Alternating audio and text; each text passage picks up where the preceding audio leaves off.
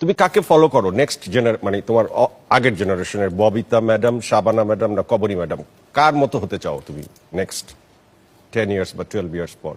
কার পার্সোনালিটিটা carry করতে চাও? শাবানা ম্যাডামের মতো, ববিতা ম্যাডামের মতো না কবরী ম্যাডামের মতো? অফকোর্স শাবানা। এবং বাংলাদেশের মানুষ, ফিল্মের দর্শকরা শাবানা ম্যাডামের পরেই তোমার নাম নেয়। So I am so happy যে তোমার সাথে আমি বসে কথা বলছি। শাকিব খান এখন বাংলাদেশের নাম্বার 1 সেলিব্রিটি।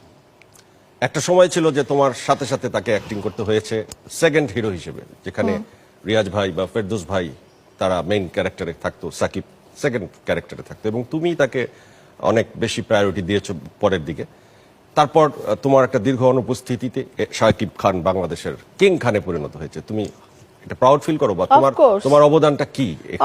অবশ্যই প্রাউড ফিল করি, কারণ যে যার জায়গায় সবসময় কোনো নতুন কেউ আসলে সবসময় সে শাবনূর হতে চায়, কিংবা ববিতা হতে চায়, কিংবা শাবানা ম্যাডাম হতে চায়। তো সবারই একটা আশা থাকে।